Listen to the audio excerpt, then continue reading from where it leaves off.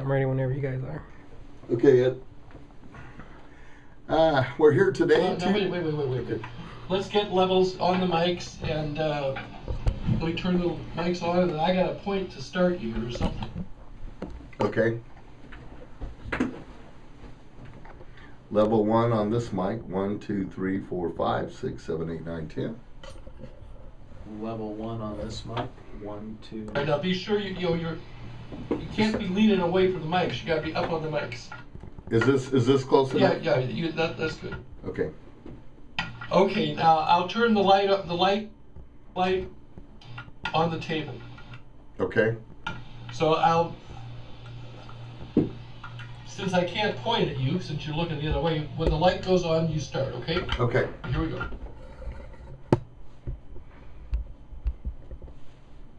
Well, today we're here for the first time called Tuesdays with Tom, and we're going to talk about real estate. I've got Pat Fitzgerald with me today, an attorney here in Champaign. He's from Myers Capel, and Pat and I have been doing business a long time together. People many times have asked me in a transaction, especially when I'm dealing with a buyer, they'll say, Tom, do we have to have an attorney? And what I tell them is, by law, no, you don't, as a buyer. But let me tell you, I've been doing this 20 years, and I've always had Pat at every one of my closings. And the reason I've done that is you want to make sure things are handled correctly. So, Pat, I wanted to have a chance today for you to kind of explain a little bit about what you do once I sell a house and we send the contract over to your office. What's next on the agenda to help either the buyer or seller?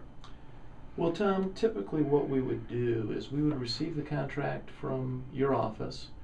We would initially review the contract and then contact the prospective buyer and discuss what, if any, issues might be of concern to them. We would offer some suggestions on what they might want to include into the document. Okay. And then ultimately they would go ahead and sign the contract and the process would begin. Well, that sounds great. I know with a lot of times people are a little bit nervous as they're getting going on the contract after they've signed it, and they've always appreciated getting the information back from you. Once the contract goes there, they receive a letter letting them know what they'll expect. A lot of times I'll tell them you're going to meet Pat for the first time at the closing table. Most of your work's done behind the scenes. Right, and we might make contact for the first time physically at the closing. Yes. But there's a lot of communication that goes on prior to the actual closing. With today, with emails, with text messaging, with phone calls, it's a process that literally goes on 7 days a week, and much to the dismay of my wife sometimes, 24 hours a day. Yeah. But what I think the value that the attorney brings to the transaction is being available. Right. Buying a home for many people is the single biggest investment they'll ever make. Boy, that's right. And it is a significant investment. And just the security of being able to reach out not only to professionals like yourself, but to reach out to others that are experienced in the field can certainly alleviate a lot of the issues and stress that would otherwise be present. Well, that's true. It seems like things can go pretty smooth many times in our transactions, but boy, the times that we do have a glitch, it's very important to have somebody looking out for you. Well, it's interesting that you say that, Tom, because I think a lot of people's perspective of law and real estate transactions stems from the old television shows and movies, and I'm going to date myself a little bit here. Yeah. But the television show L.A. Law, Right. where the people are at the closing table and they're yelling at each other and there's papers flying around. Quite frankly, I always tell people if Tom's done his job and if I've done my job, the real estate closing is dull and boring. Yes. It's over fairly quickly, and there's not a great deal of excitement. Right. And that only happens when, as you indicated, all the work's done ahead of time. Well, that's true. I don't know how many times I've had people say to me at the closing, Tom, you're awful quiet. And I tell them my work's done. So enjoy the time and get the paperwork signed, which they do. When you review a contract, what sort of things sometimes come up that kind of send a red flag to you? Well, I think the single biggest thing that you're looking for is you want to make sure that the document provides that your client's going to receive title insurance. Right. And in a nutshell, what title insurance is an insurance policy protecting you with regard to the status of the title to the property. Right. What you want to be careful of, obviously you don't want any mortgages Right. of the sellers that would linger on the property. But probably more importantly, you're making sure that there aren't any liens, any judgment liens, any mechanics liens.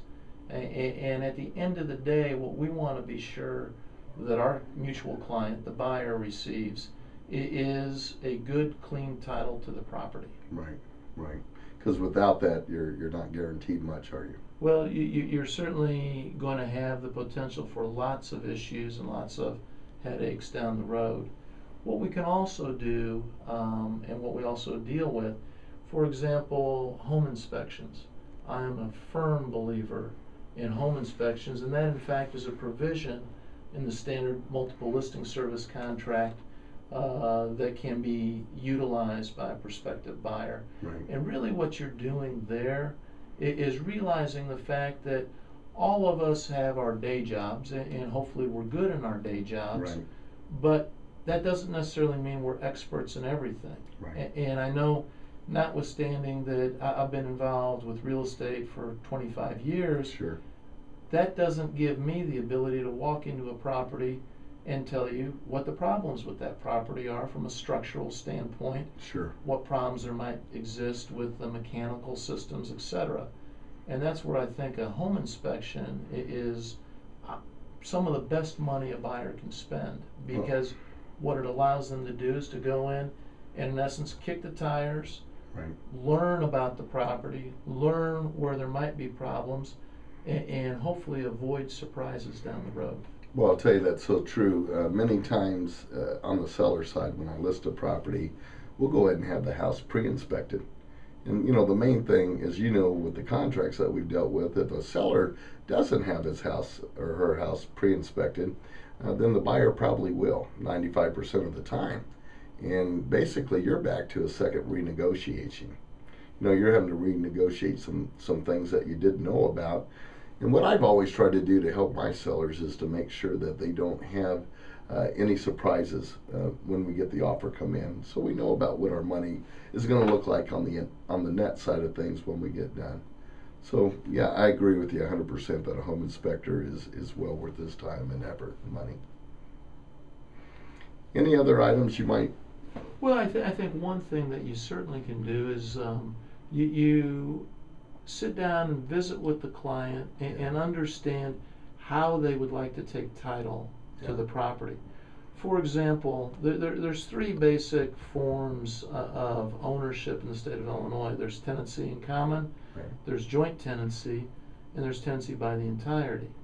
In a nutshell, let's say, for example, you and I go out and buy a property. Sure. We're good friends, but one of the hallmarks of joint tenancy is if I pass away, my interest, if I own the property as a joint tenant, automatically would pass to the other joint tenant. Right. So by way of example, you and I probably would not buy a property as joint tenants. Our wives wouldn't like that. Our wives would No, not they like would that not at like all. that. So what we would probably do is buy property as tenants in common. Right. And what that would mean is you would own an undivided 50% interest in and to the real estate, and I would own an undivided 50% interest in and to the real estate. Sure.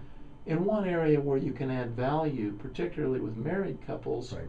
is there's a form of ownership in Illinois that's only available to married couples, and that's called tenancy by the entirety. Sure. And the benefits that brings to the table for a prospective buyer is it's similar to joint tenancy in that if one spouse passes, their interest automatically passes to the other spouse, but it offers some enhanced creditor protection rights. Right. And in essence, it protects the homestead, it protects the home that they are buying from a creditor of just one of the spouses. It would have Sure. to be a creditor of both spouses who would then be able to attach to the property, cause the property to be sold to satisfy that judgment creditor's judgment. Sure. You know, I'm sure the same thing happens to you when you're out in the streets and with people, you know, in the social life. Being that you're a real estate attorney, just like me being a real estate agent, you know, the question I get asked a lot is, how's the market? And, you know, I got to tell you, I've watched this for about 3 years, and it has been a tough market, even in the Champaign-Urbana area. But I got to tell you, over the last eight weeks, I've watched confidence in people that I haven't seen for quite some time. And, you know, we're watching more transactions starting to happen again. You know, as I tell everybody right now, I've never seen prices and interest rates at the same point, which are low. You know, and what a great time again to be buying for that reason. But we want to thank you for coming today, taking a look and helping us understand how we get help from an attorney. And I got to tell you, I know that when things go wrong, if you don't have an attorney, it sure gets costly, doesn't it? You can pay a little bit now or a lot later. There you go. Well, thanks a lot, Pat. Sure appreciate you coming. All right. Thank you, Tom. All right. Bye-bye.